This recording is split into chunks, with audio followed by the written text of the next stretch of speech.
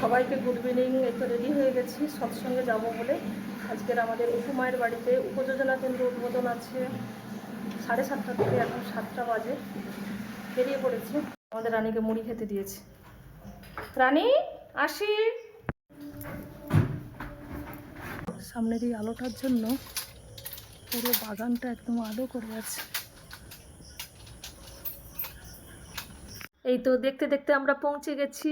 এসেই দেখছি ঠাকুর সাজানো হয়ে গেছে। জয় গুরু। আমার বাড়ি থেকে উপমায়ের বাড়িতে আসতে 2-3 মিনিট সময় লেগেছে বাইকে।